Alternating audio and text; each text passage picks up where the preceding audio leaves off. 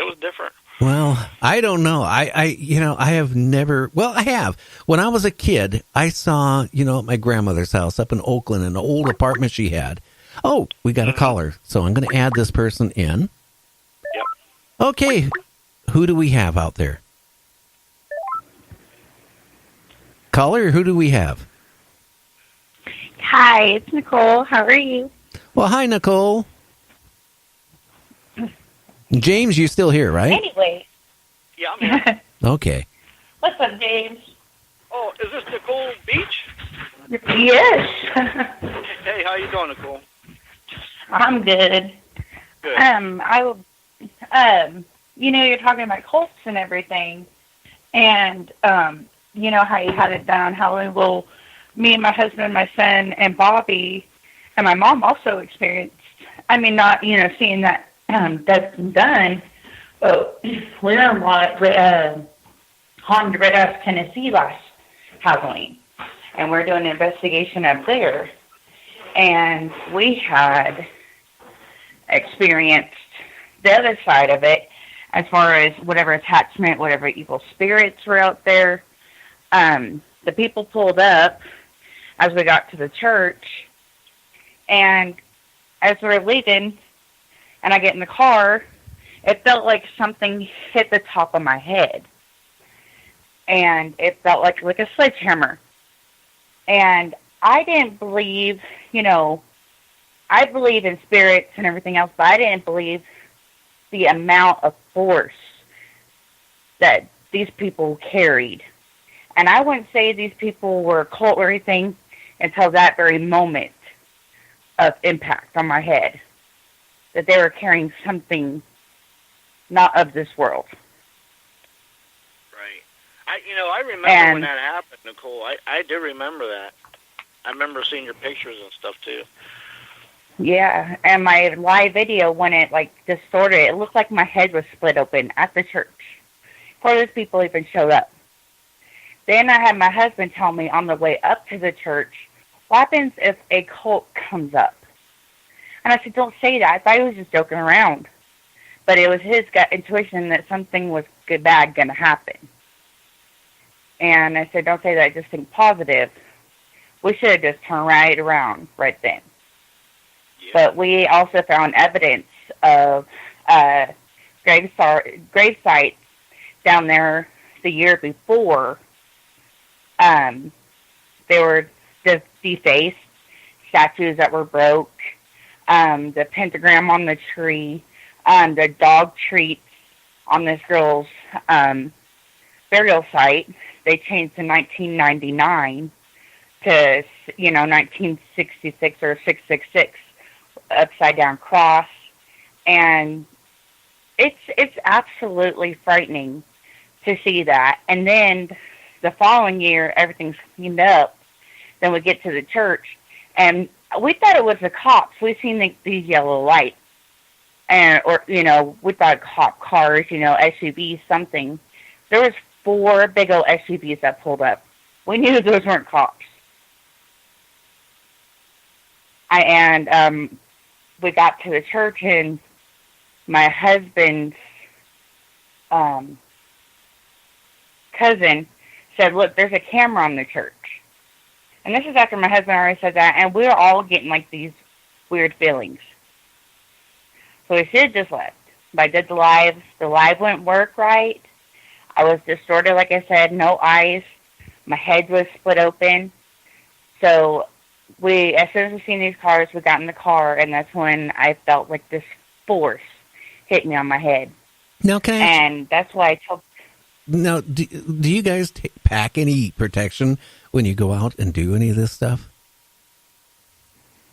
I pray, I fast, and no matter how much protection I believe in Jesus and God, no matter how much protection I have, so when something bad's going to happen, it's going to happen.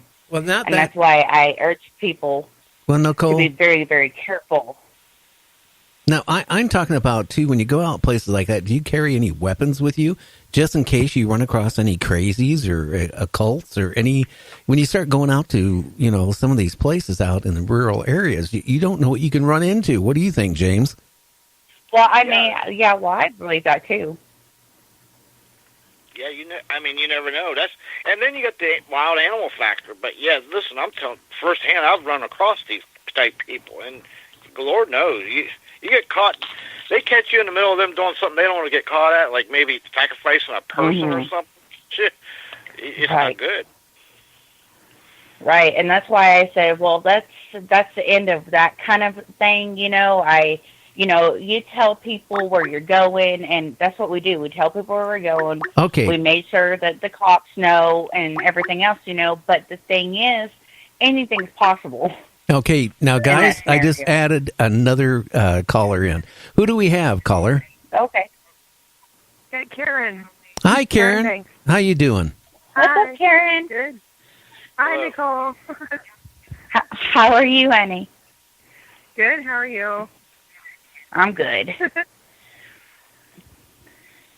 Yeah, I wanted to say, first of all, to James.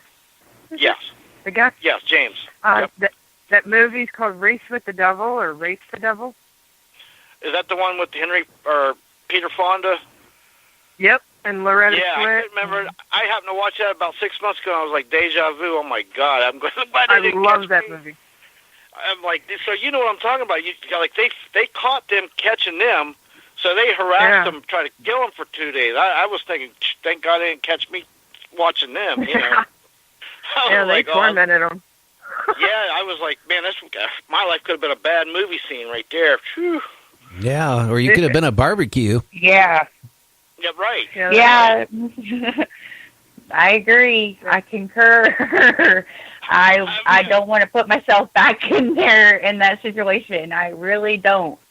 Yeah, I mean, it'd be 30 years ago this Halloween when that happened, and I can look back now and laugh, but I'm going to tell you, I was kind of perturbed at my friend and a little yeah.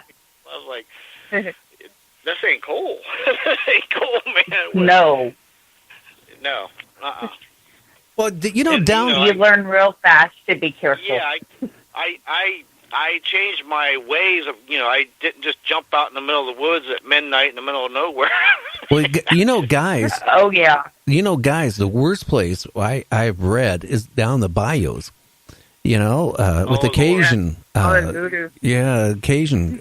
Some of those are actually into occults really strong, too, in that area. Oh, Lord, you're not kidding. You got a perfect storm of stuff down there, Gary. Woo. Lord. Yep. Oh, yeah.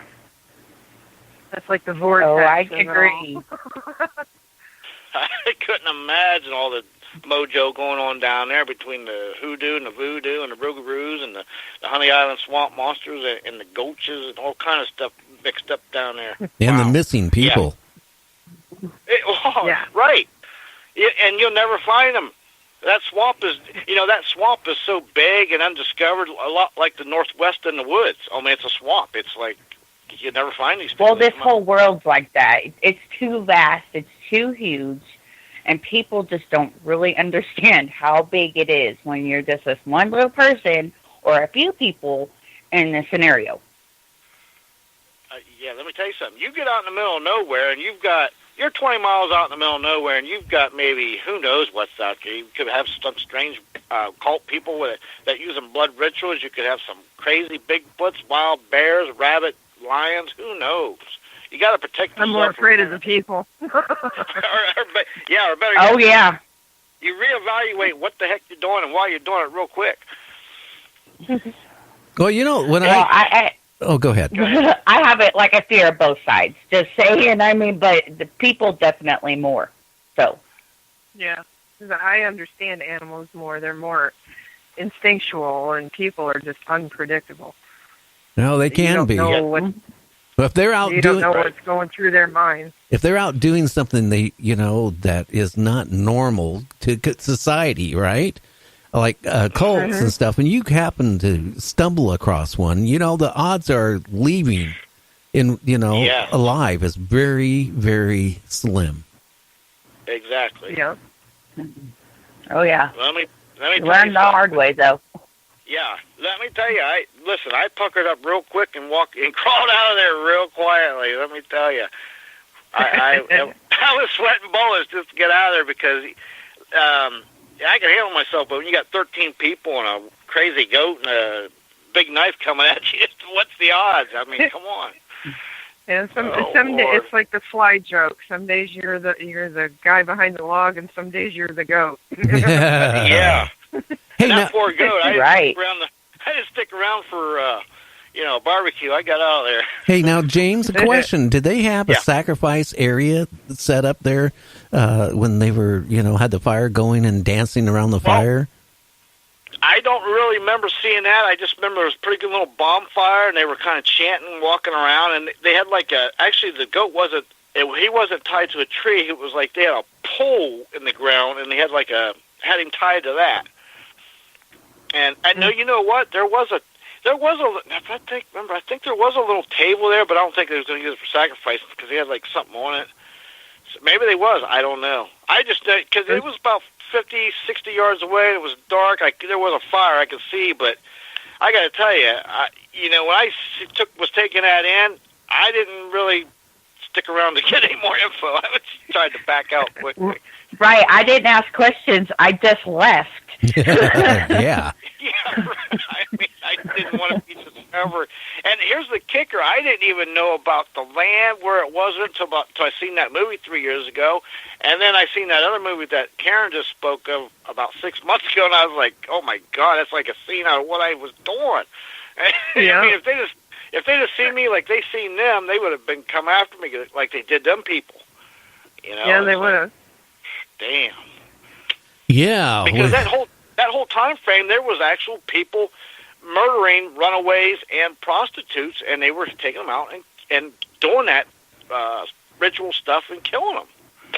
Yep. You can look it up. Those are facts. Because they figure it's people nobody will miss. Well, yeah. Right.